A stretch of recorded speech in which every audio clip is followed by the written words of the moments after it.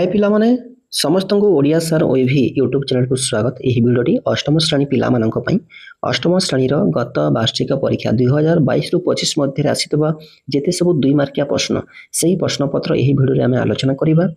ଏଇଥିରେ ମୋଟ 38ଟି ପ୍ରଶ୍ନ ରହିଛି। କିଛି ପ୍ରଶ୍ନ ରିପିଟ୍ ହୋଇଥିଲା, ତାକୁ ମୁଁ ସ୍କିପ୍ କରିଛି ପିଲାମାନେ। ଏହି ପ୍ରଶ୍ନଗୁଡ଼ିକ ପୁଣି ଥରେ ରିପିଟ୍ ହୋଇପାରେ, ତେଣୁ ପିଲାମାନେ ଭିଡ଼ିଓକୁ ଭଲ ଭାବେ ଦେଖ, ବୁଝ, ପ୍ରତ୍ୟେକ ପ୍ରଶ୍ନର ଉତ୍ତର ଜାଣ। आगामी परीक्षा बहुत सहायक हो। भिडियोटी भल लगे लाइक करदेव, केमती लगला निश्चित भाव में कमेंट जनइब।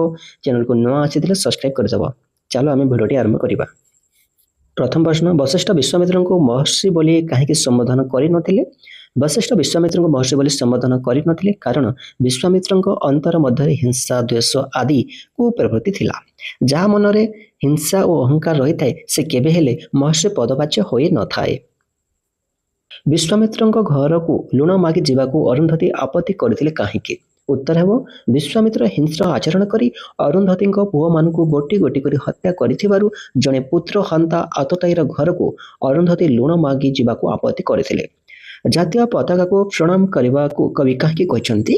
उत्तर है जातीय पताका आम जातिर अमूल्य संपद। यह पताकार मर्यादा पाई शह शह वीर प्राण दैछंती एवं संसार रे यह आमर मान रखिछि। पुनश्च यह जातिर देवता होइथिबारु ताहाको प्रणाम करबा पई कवि कहछंती। कवि कहार दास हेबाको अभिलाष पोषण करछंती? उत्तर है कवि वैष्णव पाणी मर्यादा पुरुषोत्तम तथा तांकर आराध्य श्रीरामकर दास हेबा पई अभिलाष पोषण करछंती। सोई रहितबा सिंह की असुविधा भोग करे? उत्तर है सोई रहितबा सिंह को उपवास रहिबाकू होइथाय कारण से जेते शक्तिशाली हेले मध्य ता मुहरे आपे आपे आहार आसी प्रवेश करे नाही। कौन पाई आमे हृदय रे उच्च अभिलाष पोषण करिवा? उत्तर है मातृभाषार स्वाभिमान, सुरक्षा और उन्नति पाई हृदय रे उच्च अभिलाष पोषण करिवा दरकार। फल रे आमे समाज रे उच्च सम्मानर अधिकारी होई पारिबा। पाशव प्रयास बोली क्यों कथा को कहा जाइछि? उत्तर है पशु जेपरी बिना विचार अन्य को आक्रमण करिथाय, ठीक सही परी विश्वामित्र वशिष्ठ पुत्र को मारिबा परे तांको मध्य मारिबार चेष्टा करिथिबारु एठारे पाशव प्रयास बोली कहा जाइछि। कवि देशवासी को कि आह्वान देइछंती? उत्तर है कवि देशवासी को आह्वान जणाई कहिछंती निजको उच्च करबाकू हेले निजर मातृभाषा और मातृभूमिर उन्नति कर। प्रतिवेशी सहित समकक्ष हेबाकू हेले शुभ कर्म पथरे अग्रसर हो। मातृभूमि और मातृभाषा पाई निजको उत्सर्ग कर। बाट काटिजिब समीर स्रोते, यह कुहाଯିबार कारण कौन? उत्तर जातीय पताका उड़ीबा समय पवनर बेग ताहाको प्रत्याहत करिपारिब नाही। एही जातीय पताका आमर व्योम बाहिनीर युद्ध जानरे उड़ी पवन स्रोत को काटी आगे आगे चलिब बोली कवि एहीपरि कहिछंती। यह आम देशर गौरव को देश विदेश में प्रचार करिब। अरुंधति काहेकि चमकी पड़िले? उत्तर है अचानक भावे भीषण शब्द करी विश्वामित्र हाथर खड़ग तले पड़ जावार शब्द शुणी और विश्वामित्र वशिष्ठ पाद तले कचाड़ी होई पड़िबा देखि अरुंधति चमकी पड़िले। गोपाल माने कहीं दुख अनुभव करथिले? उत्तर है गोपाल बालक माने बनरे गाई चराउथिले। मध्याह्न समय सूर्य किरणर असह्य तेज शरीर में पड़ू से दुख अनुभव करथिले। सीतांग ठारू आम देशर महिला माने क्यों गुण शिखिबा पई कवि कहिछंती? उत्तर है सीतांग ठारू आम देशर महिला माने पतिव्रता गुण शिखिबा पई कवि कहिछंती। पिंपुड़ी ठारू आमर कोन शिखिबार अछि? उत्तर है आगामी दिनर आवश्यकता पई अनवरत श्रम करी खाद्य साइती रखिबा कथा आमर पिंपुड़ी ठारू शिखिबार अछि। भारत को प्रबोधन दवाई राम कौन करथिले? उत्तर है भारत को प्रबोधन दवाई रामचंद्र तांकु निजर पादुका प्रदान करथिले। 15 नंबर क्यों क्यों स्थान में जातीय पताका उड़ी थाए? आमर जातीय सौध और उच्च न्यायालय उपरे जातीय पताका उड़ी थाए। स्थल सेनार युद्धजान, विमान बाहिनीर युद्ध विमान एवं जल बाहिनीर युद्ध जहाज मध्य जातीय पताका उड़ी थाए। यह व्यतीत आमर जातीय दिवस मानक सब स्थान में जातीय पताका उड़ी थाए।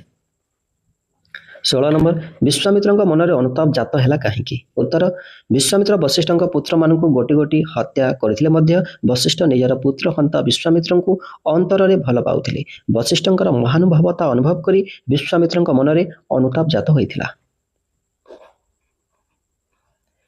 17 नंबर निज मत ठीक बोली प्रमाण करबा पई आमे काहाको अस्त्र भावे व्यवहार करिथाउ?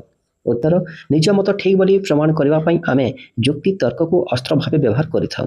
ଅଠର ନମ୍ବର ଲେଖକ ଧର୍ମ କଥା ନ କହି ଆଧ୍ୟାତ୍ମିକତା କଥା କାହିଁକି ଉଲ୍ଲେଖ କରିଛନ୍ତି? ଉତ୍ତର ହେବ ଧର୍ମ ଏକ ବ୍ୟକ୍ତିଗତ ପ୍ରସଙ୍ଗ। ଏହା ସମାଜରେ ମତାନ୍ଧତା, ବାଦ ବିସମ୍ବାଦ ଓ ବିଭେଦ ସୃଷ୍ଟି କରିଥାଏ। ଏହି କାରଣରୁ ଲେଖକ ବୈଦ୍ୟନାଥ ମିଶ୍ର ଧର୍ମ କଥା ନ କହି ଆଧ୍ୟାତ୍ମିକତା କଥା ଉଲ୍ଲେଖ କରିଛନ୍ତି।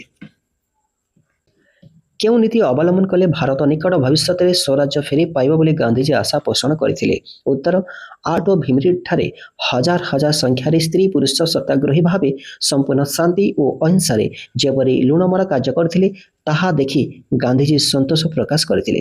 ଗାନ୍ଧିଜୀ ଆଶା କରିଥିଲେ ଯେ ଲବଣ ସତ୍ୟାଗ୍ରହ ଯେପରି ଶୁଭକ୍ଷଣରେ ଶୁଭାରମ୍ଭ ହୋଇଥିଲା, ଶେଷ ପର୍ଯ୍ୟନ୍ତ ଯଦି ଅହିଂସା ଓ ଶାନ୍ତିପୂର୍ଣ୍ଣ ଭାବେ ସଂଗଠିତ ହେବ ତେବେ ଭାରତ ନିକଟ ଭବିଷ୍ୟତରେ ଅବଶ୍ୟ ସ୍ୱରାଜ୍ୟ ଫେରି ପାଇବ। 20 ନମ୍ବର କାହାକୁ ଆଧାର କରି ସୁରେଶ ବିଚାର କରେ ଓ କାହାର ପରାମର୍ଶ ନିଏ? ବିଜ୍ଞାନକୁ ଆଧାର କରି ସୁରେଶ ବିଚାର କରେ ଏବଂ ସେ ଡାକ୍ତରଙ୍କ ପରାମର୍ଶ ନିଏ। 21 ନମ୍ବର ସହରର ପିଲାମାନେ ଜ୍ୱର ହେଲେ କିପରି ଭଲ ହୁଅନ୍ତି? ଉତ୍ତର ହେବ ସହରର ପିଲାମାନେ ଜ୍ୱର ହେଲେ ଡାକ୍ତରଖାନାରେ ଚିକିତ୍ସିତ ହୋଇ ଭଲ ହୁଅନ୍ତି। 22 ନମ୍ବର ଗୁରୁଙ୍କ ଜୀବନ ଜୀବନ୍ତ ହୁଏ କିପରି? ଉତ୍ତର ପଠନ ଓ ପଠନର ସତ୍ୟନିଷ୍ଠ ସାଧନା ଶିକ୍ଷାକୁ ମହିମାନ୍ୱିତ କରେ। ପ୍ରଭାବକାରୀ ପ୍ରାଣର ପ୍ରାଚୁର୍ଯ୍ୟ ଗୁରୁ ଜୀବନକୁ ଗରିୟାନ କରେ। କେବଳ ଏହି ଆଦର୍ଶ ଦ୍ୱାରା ଗୁରୁର ଜୀବନ ଧନ୍ୟ ହୁଏ ଓ ଶିକ୍ଷା ପ୍ରକ୍ରିୟା ସଂକ୍ରମଣରେ ସହାୟକ ହୋଇଥିବାରୁ ଗୁରୁଙ୍କର ଜୀବନ ଜୀବନ୍ତ ହୋଇଥାଏ। 23 ନମ୍ବର ପୁଲିସ କେଉଁମାନଙ୍କ ହାତ ମୋଡ଼ିଦେଲେ? ଉତ୍ତର ଦାଣ୍ଡିଠାରୁ 4 ମାଇଲ ଦୂର 8 ନାମକ ସ୍ଥାନରେ କେତେକ ସତ୍ୟାଗ୍ରହୀ ଲୁଣ ମାରିବାକୁ ଯାଇଥିବା ସମୟରେ ସେଠାରେ ପୁଲିସ ଓ ସତ୍ୟାଗ୍ରହୀଙ୍କ ମଧ୍ୟରେ ଟଣା ଓଟରା ଲାଗିଥିଲା। ପୁଲିସ ଲୁଣ ମାଟି ଧରିଥିବା ଲୋକମାନଙ୍କ ହାତ ମୋଡ଼ି ଦେଇଥିଲେ। 24 ନମ୍ବର ହରିର ଛୁଆ କିପରି ଭଲ ହେଲା? ଉତ୍ତର ହରିର ଛୁଆକୁ ସୁରେଶ ଡାକ୍ତରଙ୍କ ପାଖକୁ ନେଇ ଚିକିତ୍ସା କରାଇବା ଫଳରେ ଭଲ ହେଲା। 25 ନମ୍ବର 1922 ମସିହାରେ କେଉଁଠାରେ ହଇଜା ବ୍ୟାପିଥିଲା? ଉତ୍ତର 1922 ମସିହାରେ ଜଗତସିଂହପୁର ଅଳକା ଆଶ୍ରମ ଆଖପାଖ କେତୋଟି ଗ୍ରାମରେ ହଇଜା ବ୍ୟାପିଥିଲା। 26 ନମ୍ବର ଡାକମୁନ୍ସି ଗଳ୍ପର ଗାଳ୍ପିକ କିଏ? ତାଙ୍କ ଦ୍ୱାରା ରଚିତ ଦୁଇଟି ଉପନ୍ୟାସର ନାମ ଲେଖ। ଉତ୍ତର ଡାକମୁନ୍ସି ଗଳ୍ପର ଗାଳ୍ପିକ ହେଉଛନ୍ତି ଫକୀରମୋହନ ସେନାପତି। ତାଙ୍କ ଦ୍ୱାରା ରଚିତ ଦୁଇଟି ଉପନ୍ୟାସ ହେଲା 6 ମାଣ 8 ଗୁଣ୍ଠ ଓ ମାମୁଁ। 27 ନମ୍ବର ଶିକ୍ଷାର ସାମାଜିକ ଲକ୍ଷ୍ୟ କ'ଣ ହେବା ଆବଶ୍ୟକ? ଉତ୍ତର ଶିକ୍ଷା ସାମାଜିକ ତଥା ଅର୍ଥନୈତିକ ବିକାଶର ଅଙ୍ଗ ଭାବେ ପରିଗଣିତ ହେବା ଆବଶ୍ୟକ।